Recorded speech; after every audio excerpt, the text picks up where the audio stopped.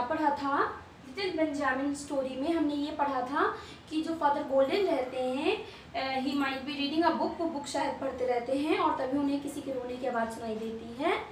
तो उन लोगों को लगता है कि शायद एक छोटी सी वाइट कैट में भी वो रो रही होगी। फिर सब जब बाहर जाते हैं देखने, सो उन्हें वहाँ पे क्या दिखता है, एक छोटे से बास्केट में बेबी मिलता है जो कि रोता रहता है। फिर जो मदर गोल्डन रहती हैं वो उस बेबी को उठाती हैं और अंदर लाती हैं। फिर उसी बास्केट में उन लोगों को क्या मिलता है, एक नोट मिलता है जिसपे क्या लिखा रहता है कि ये जो बच्चा है इसकी मदर डेड हो चुकी हैं और इसके फादर जो है वो वेस्टर हैं। ओके, उसके बाद फिर क्या होता है, जो मदर गोल्डन रहती है उसके ऑलरेडी 5 चिल्ड्रन रहते हैं, 5 बच्चे उसके रहते हैं। सो जो फादर गोल्डन रहते हैं वो सोचते हैं कि क्या उन्हें ये बेबी रखना चाहिए या नहीं रखना चाहिए। तो पूरी फैमिली इसी डिस्कशन पे लगी हुई रहती है और साथ ही जो बच्चे रहते हैं, जो चिल्ड्रन रहते हैं गोल्डन फैमिली के, वो क्या देखते हैं कि क्या बेबी बोलता है इतना छोटा सा, क्या उस बेबी के टूथ हैं, मतलब दांत हैं, दांत निकल रहे हैं। तो पूरी फैमिली उस बेबी की तरफ अट्रैक्ट होके उस बेबी के बारे में ये सारी बातें करती रहती हैं। अब आज हम देखेंगे कि आगे स्टोरी में क्या होगा। Okay, so all of you open to page number 26। Okay, so page number 26. I was thinking, Mother Golden said eagerly, it would be best to keep him through his teething and stomach troubles and give him a good start in a way of proper food and nursing. Nursing means होता है to take care of something, a job in which you take care of someone. So जो golden mother Golden थी वो कह रही थी कि मैं सोच रही हूँ, आई वॉज थिंकिंग कि इट वुड बी बेस्ट, ये बहुत अच्छा होगा, to keep him through his teething and stomach troubles. Means जब हमें इस टाइम इस बच्चे को यहाँ पर रखना चाहिए ताकि इसकी जो भी टीथिंग ट्रबल्स होंगी, इसमें भी बेबीज़ के जब टीथ निकलता है तो उन्हें ट्रबल्स होता है और इसे भूख लगेगी, जो भी चीज़ें हैं, तो इस बेबी को हमें अपने पास रखना चाहिए। And give him a good start in a way of proper food, और इसे एक नई गुड स्टार्ट देना चाहिए। किस चीज़ का, फूडिंग के प्रोसेस से, मतलब उसे अच्छा खाना देना चाहिए। अब जब बच्चे हैं, अगर आप उन्हें अच्छा खाना दोगे तभी तो वो प्रॉपरली ग्रोथ करेंगे। So she says that we should keep him over here only. Children what do you say, asked Father Golden. फिर फादर गोल्डन जो रहते हैं वो पूछते हैं, चिल्ड्रेन व्हाट डू यू से, मतलब बच्चों तुम लोग का क्या विचार है। You are old enough to have your say, even the youngest of you. You are old enough to have your say means तुम लोग इतने बड़े हो चुके हो कि तुम लोग भी अपनी बातें हम लोगों के सामने रखो। Even the youngest of you, यहाँ तक कि तुम जो छोटे हो तुम लोग भी अपनी बातें हम लोग के सामने रखो कि whether we should keep this child over here और not. Oh keep him, shouted the 3 younger children. Adam and Lemuel exchanged a glance. So, oh, keep him, मतलब इसे यहाँ पे रख लीजिए। Shouted the 3 younger children. तीनों छोटे बच्चों ने चिल्लाया। Adam and Lemuel exchanged a glance. Glance में तो glance मीन्स होता है एक दूसरे की तरफ जल्दी से देखना। तो जो आदम और लेम्यूल थे उन दोनों ने एक दूसरे को जल्दी से देखा। I guess he would better stay, father, said Adam. और एडम कहता है कि I guess he would better stay. ये अच्छा रहेगा कि ये यहीं पर रहे। I think so too, said Lemuel, and both gave something like a sigh of relief. और जो लेम्यूल था वो भी कहता है I think so too, मतलब मैं भी ऐसा सोचता हूँ। And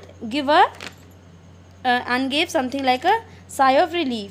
Sigh of relief होता है, it is a feeling of happiness that one has when something unpleasant has not happened. Means it is a feeling, जो कहते हैं ना सुकून से सुकून, that okay. Then that settled, said Father Golden, supposing that no objection turns up. फिर Father golden बोलते हैं कि that settled मतलब अब ये बात हो चुकी है। Supposing that no objection turns up. Objection means होता है किसी चीज़ के लिए विरोध जताना, ऑब्जेक्ट करना। ओके, सो वो कहते हैं कि अब क्योंकि इस पर कोई ऑब्जेक्शन नहीं हो रहा है, सो इस बच्चे को हम यहीं पे रख लेंगे। Next thing is what shall we call this child, मतलब अगला सवाल यह है कि हम इस बच्चे को किस नाम से बुलाएंगे, इस बच्चे का हम क्या नाम रखेंगे। All eyes were fixed on the baby who now sat throned on the Mother Golden's knee. और and now all the eyes मतलब सभी लोग किसकी तरफ देख रहे थे, उस बेबी की तरफ देख रहे थे. Who now sat throned. Throne means होता है कि आराम से बैठना, राजा महाराजा की तरह थ्रोन पे बैठना. सो वो बच्चा कहाँ पे बैठा था, मदर गोल्डन की नी पर. देखिए जो पिक्चर थी ऊपर अभी जो प्रीवियस हमने पढ़ा अभी उसमें जो पिक्चर थी उसमें था कि बेबी को मदर गोल्डन अपने नीज़ पर लेके बैठी हुई हैं. It was a pretty picture. ये एक बहुत ही प्रिटी पिक्चर थी. द रोजी टिम्पल creature, the yellow floss ruffled all over his head, his sweet little mouth open in a beaming smile, smiling back at him. Mother Golden's calm face in its frame of silver hair, and Father Golden in his big leather chair. Okay, it was a pretty picture. एक बहुत ही सुंदर दृश्य था. The rosy dimple creature. Dimple means होता है whenever someone like it's someone you have seen हंसते हैं तो गाल में गड्ढा हो जाता है, होलो स्पेस हो जाता है. That is the dimple. The yellow floss ruffled means होता है disturb the even surface of something.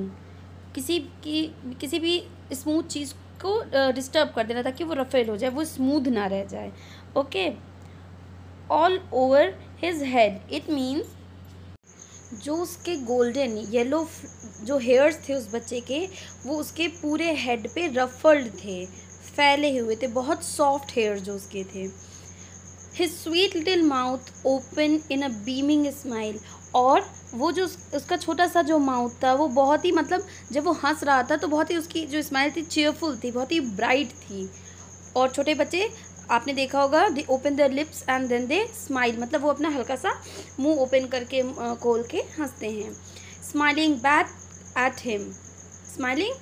Eight him. Mother Golden's calm face in its frame of silver hair. And जो मदर गोल्डन थी उनका face कैसा था, बहुत ही calm था. In the frame of it silver hair means जो उसके हेयर्स थे उसमें मदर वो जब गोद में बैठा था तो उसके हेयर्स जो मदर गोल्डन थे उनके चिन पे फेस पे टच हो रहा था. And she was smiling with a calm face. And father Golden in his big leather chair. And the father Golden he was sitting in the big leather chair. The 5 children with their sober faces lit up with the unusual excitement. Both the mother and father golden, they were sitting, and mother golden, she was carrying the baby in her lap, and the 5 children with their sober faces. Sober मतलब होता है sensible या फिर thoughtful. सो वो बच्चे क्या, उनके sober faces मतलब वो सोच रहे थे उस बेबी के बारे में, बेबी के नेम के बारे में. And lit up means glow करना, चेहरा बहुत ग्लो करना, ग्लो इन द सेंस कि मुरझाया हुआ चेहरा नहीं था. They all were happy. And unusual excitement means they all were, there was nothing usual to be excited means just they were excited. A goo said the baby in a gurgle. Gurgle होता है जो छोटे बच्चे अपने गले से आवाज़ निकालते हैं. छोटे बच्चों को आपने सुना होगा बोलते हुए ना, they speak, that is known as gurgle. So a goo said the baby in a gurgle. The baby said, "He says his name, Goo," announced Joseph, and everyone laughed. So Joseph क्या कहता है कि इसने अपना name गू बोला, और and everyone laughed, और सब हंस दिए. We would better give the child a suitable name, mother said Adam. तो फिर एडम कहता है कि मदर हमें इस बच्चे को एक सूटेबल नाम देना चाहिए. Turn to the next page. Oh, call him Arthur. फिर next one says call him Arthur, then Bill, then Richard, Charlie, Reginald, cried the children together. Means all the children, they were giving some of the other names. I do love a Bible name, said Mother Golden. Then what does Mother Golden says? Mother Golden थी वो उन्होंने बोला I do love a Bible name. मुझे एक Bible का नाम पसंद है. Means the name which has been use in the Bible. All our own children have Bible names. All our own children means हमारे जितने भी अपने बच्चे हैं, all the 5 have Bible names. उनके नेम्स बाइबल के ही हैं. Let us not cut the little stranger off from this privilege. मतलब प्रिविलेज का मतलब होता है special right, advantage of something. So she says कि जैसा हमारे बच्चों को इस चीज़ का प्रिविलेज मिला है that they are having a Bible name, Christians की होली बुक बाइबल होती है, जैसे हमारे यहाँ रामायण ये सब चीज़ें हैं, भागवत गीता, सो दे हैव द बाइबल। सो वो कहती है कि जैसे इन बच्चों को सौभाग्य प्राप्त हुआ है कि इनका नेम बाइबल में से दिया गया है, वैसे इस स्ट्रेंजर को इस प्रिविलेज से कट ऑफ नहीं करेंगे हम। Lemuel dear you were named after a king said mother Golden. फिर मदर गोल्डन बताती हैं कि लेम्यूल डियर तुम एक किंग के नाम पे तुम्हारा नाम रखा गया था। He was a good boy to his mother, वो अपनी मम्मी का बहुत ही अच्छा बच्चा था।